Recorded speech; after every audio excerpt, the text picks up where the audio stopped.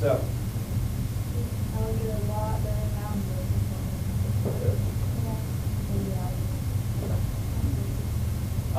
okay, so first thing is definition of parallelograms. Because everything you're doing today revolves around parallelograms in some manner. And even before this, most people have a general idea of what these are, at least what they look like, and you know you can make a drawing of it. And so, do you know why quadrilateral is called a parallelogram? Before I can put it up there. That's it. Yeah, because the sides are parallel. I mean, that's pretty much it. I mean, it's in the name. The name says parallelogram. It has to have parallel sides in it, or else they wouldn't call it that. Unless they really like mess with you. That'd be something I would do. All right, so parallelogram. The most basic idea behind it is the sides that are opposite each other are going to be parallel. Okay. Even if beforehand, if I just put that word up there and I said draw it out, try sketching something like that. Out of the rest of the shapes we do, this is the only other one that the book will like reference with this symbol. Like triangles have a symbol that we'll use in front, and so will parallelograms. So if you ever see this little shape in front of 4 letters, that's telling you it's a parallelogram. All right, but this is the only other shape in the book that will do that. All right, at least like polygon. So there will be your parallel sides. Obviously, these two are the ones that are parallel to each other. So QR and SP, and then QP and RF. Like I said, I would assume if I said just draw me a parallelogram, I would probably see that. Most cases, I would. Now, time back into the warm-up stuff you did yesterday. Went back to dealing with, right, the transversal, right, with the 2 parallel lines. The reason I said that gets brought up is because now you kind of link it into this right here, where you can treat these sides as a transversal, like QP could be a transversal for these 2 lines. That can be a transversal for these 2 lines, so on. So it means anything we would have done angle-wise with this stuff way back in chapter 3 still applies here. I still have parallel lines and I still have transversal. So it means if I did have like alternate interior angles here, I could apply it. If I had alternate exterior angles, I could apply those properties we did. So, all right, and that's actually going to tie into the list, because I got you guys like a list of all the properties that go with parallelograms. Because like I said, essentially is if you know the list of all the properties, you'll know how to do all the properties. It's just a matter of identifying which property goes to which property. All right, so with the property, okay, it should be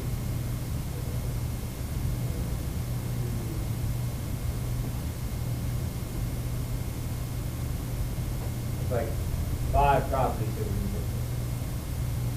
All right, and this is for every parallelogram. Like beyond this, like tomorrow we'll do with special parallelograms, and all these apply, but you're going to have a couple extra properties. Okay, so first thing is that's the definition. All right, the opposite sides are parallel, but I still count it because it is technically a property. I mean, it does apply, and there are things that can come from the fact that you know the sides are parallel. All right. Next thing is opposite sides are congruent. Okay, like on that picture we had, if I knew the top side was 10, that means the bottom side is also 10. If I knew the left side was 6, the right side is also 6. Okay. After that, you got opposite angles are congruent. Opposite angles, guys, what I mean by them is in a parallelogram, those 2 are congruent. These are opposite angles, and those are congruent. Those are your opposite angles. Okay, so if I list out all the properties that you would have so far, that I have up there, there would be my opposite sides being parallel, the opposite sides are congruent, and I got the opposite angles.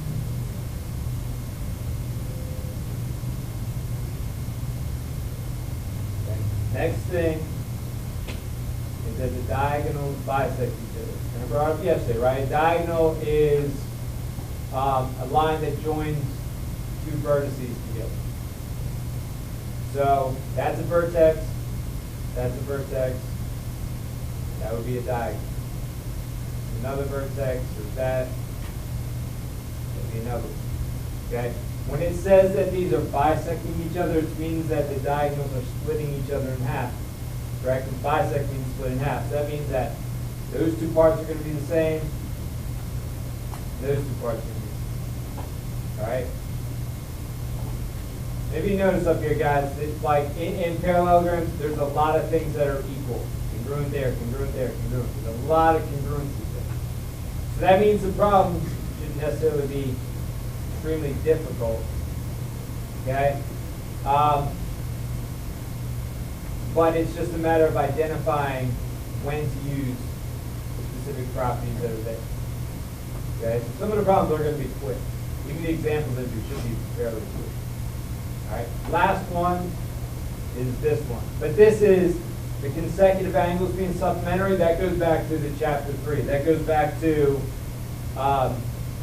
your transversal with the parallel line. Where I'm talking about consecutive angles being like those two angles. Alright, the same side interior. Parallelogram is essentially a set of a whole bunch of same side interior angles. So that means that if I knew these two angles I was looking at, and I wanted to find the measure of them, I would add them up and put them equal 180, because they're consecutive angles.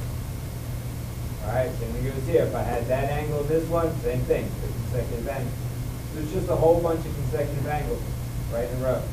So I know every time, if I'm dealing with the angles right next to each other in a parallelogram, they're always going to add up to 180. They're always going to be supplementary.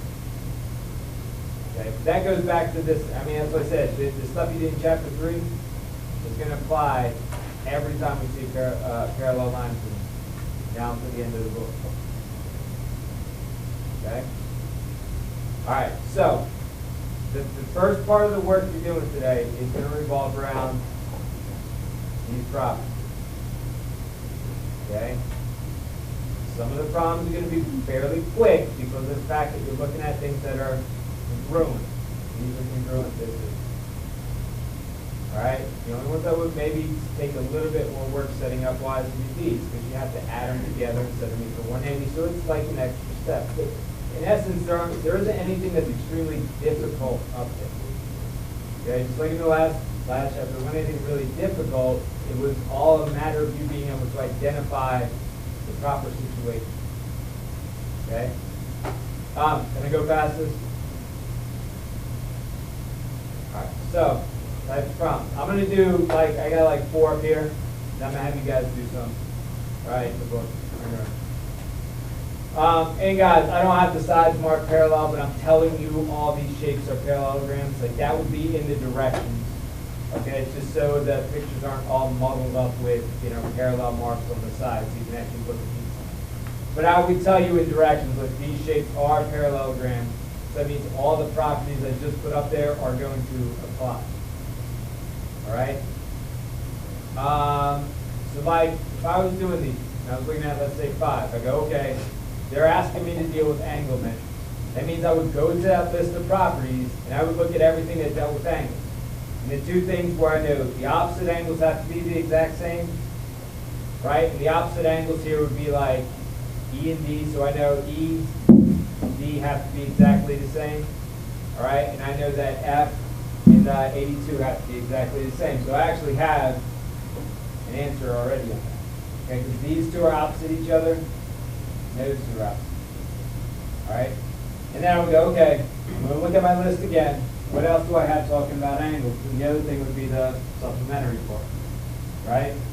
So I would go, okay, these two are consecutive, so I know that these two right here have to add up to 180.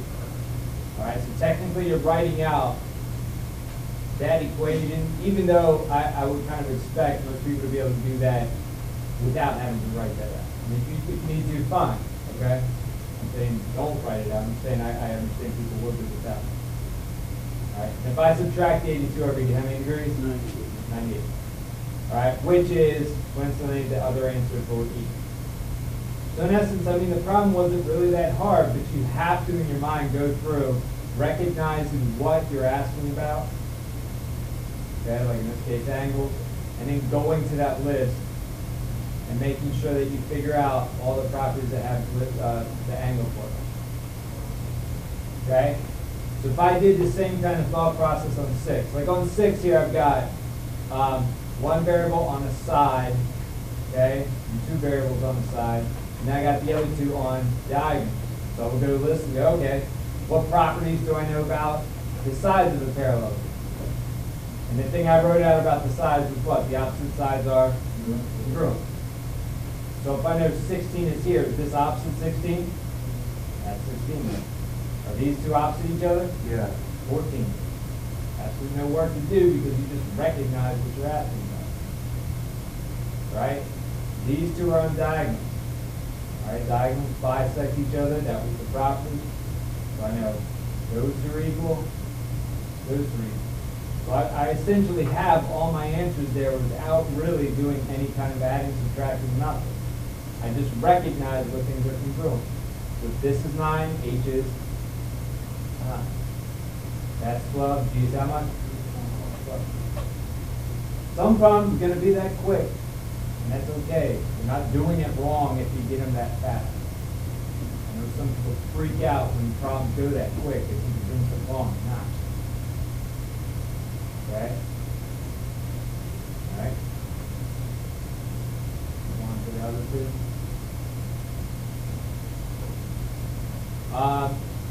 Now I got one through. I'll have to actually set equations up. Okay, and solve them out.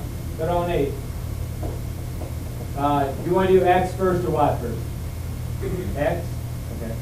So if I solve for X first, is this variable on an angle or a side? An angle. Are they opposite angles or consecutive angles? Consecutive. Or opposite. Well, yeah, with the X. So if they're opposite angles, what would I do with 3x minus 9 and the 2x plus 31? 7 equals. Okay, so the opposite angle is congruent. So if I solve this out, you get what? X equals how much? 40. Okay? When I turn to the y variables, are they on angles or sides? Sides. Let them equal, because they're on opposite sides. 2y plus 21 equals y plus 5. 2y equals how much? 16 to y equals 8. Okay? So I said, guys, the problem is not that difficult. I mean, you're setting up, maybe it's some basic equations. Just recognizing when you use it. And again, it's going to be like for work today, it shouldn't be that bad. But you have to be able to get it in your brain and like get it ingrained in there so that when you get to the test, you're doing the exact same thought process today as you are today. All right? And if I did 9, I'm probably just going to write these down. I would do these, right? Because 3x is here, 2x is there. They're on the diagonal that's bisected. Okay, so I know those are congruent. All right, and the other two are on opposite sides. Okay, so you would get x equals 10 for that one, y equals 9 for that one. Right? So this is just the first part. Okay, so what I want you guys to do in geometry book. Okay? 25 was 8 to 20, 26 was 8 was 17. And on 27 you should get x plus 12 y equals 4. Now, I would assume the biggest issue would be with 14.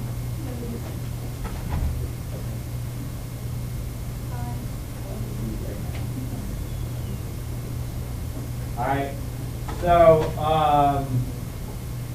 with 14, all right, your issue with this one, guys, we get y there, x plus 2 there, yeah, 14. That was one. All right, Here's the thing, a lot of people forget how to work with these. These two are still equal to each other, the other two are still equal to each other. Alright? Here's the thing, if I look at this one, I'm telling you what y equals. Take it, plug it in over here.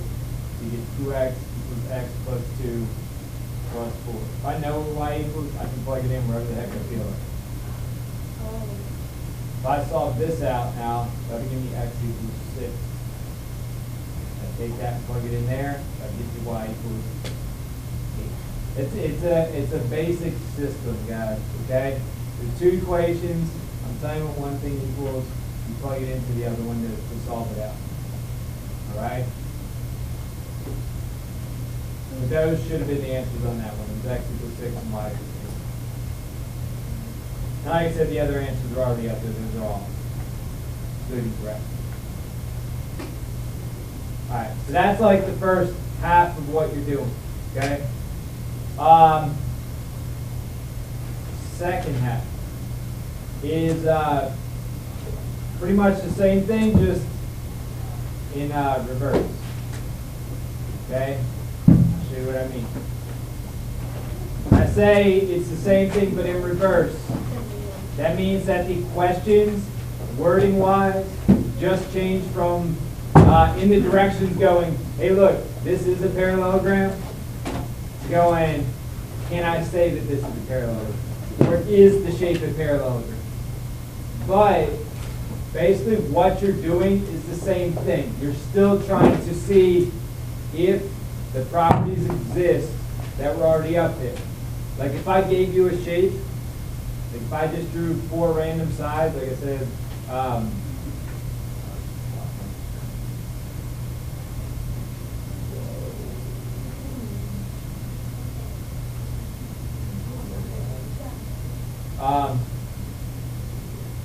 like if I just drew something like that, and I said those two sides are congruent, those two sides are congruent. And I said, is that a parallelogram? You would really have no choice but to say, yes it is. You know, my drawing is ridiculous. Okay? And the reason it would have to be a parallelogram is because I've got both my opposite sides being congruent. Right? Here's the thing with this stuff here. Basically what you're doing is you're taking the properties that were already up there that we did, and if one of those things exists, it has to be a parallelogram, because those properties have to exist in a parallelogram. Okay? So the list I have here is essentially the exact same thing, all right? But I've worded it a tiny bit differently in the fact that I'm saying things like, show that both pairs of opposite sides are parallel. Like the both thing for most of these is kind of key. Like if I did this first one and I just drew, again, some random 4-sided figure, and I said these two sides are parallel, I said, is that a parallelogram? You'd have to say no, because I've only got one pair. I don't know anything about these sides. I don't know if they're parallel. I don't know if they're congruent, whatever. So the both part on all these is going to be a key word.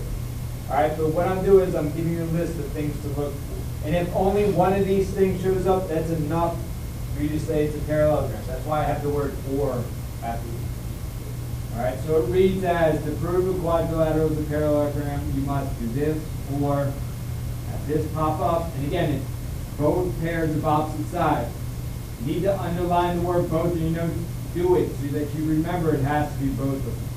All right, if it's just one pair of opposite sides marked congruent, that's not enough for you to actually show that it's a parallelogram. It might be, you just can't prove it. Okay? All right, and again, it's just kind of going through that list we already had. So opposite sides parallel, opposite sides congruent, opposite angles congruent. But again, I've worded it a little differently. It says show that both pairs of opposite angles are congruent. All right? This one would deal with your consecutive angles being supplementary.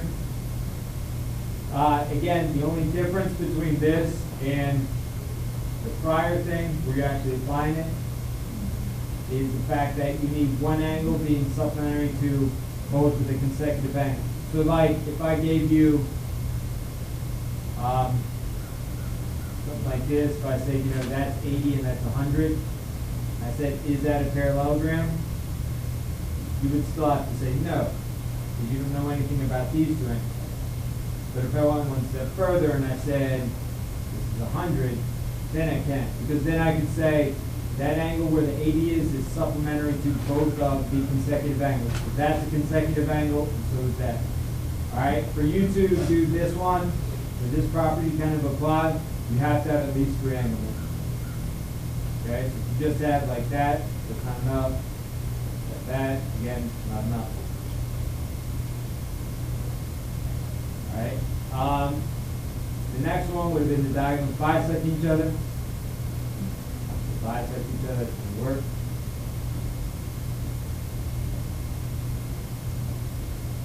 Alright, and now there's one other one. This one, oh, those are the 5 properties we already had. This is the only one that doesn't deal strictly with the properties that were already up there. Okay?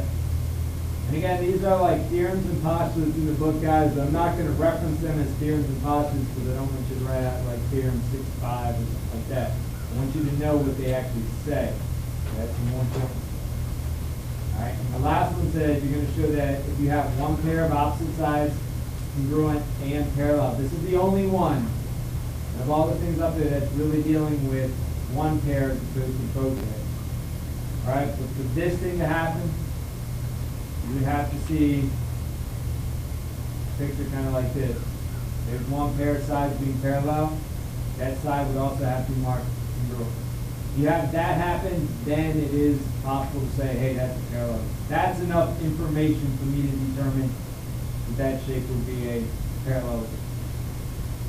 Okay? So again, the wording between the two sections changes a little bit in the fact that the first stuff you did, the first half of the stuff would say, in the directions, this shape is a parallelogram. Solve out for either a side length, or a variable, or angle measure.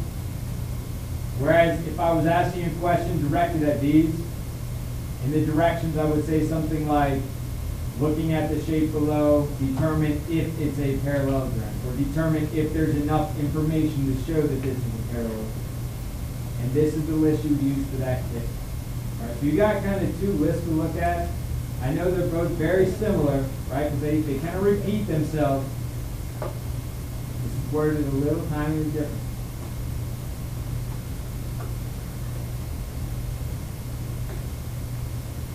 Okay, can I go past this? Yeah. No?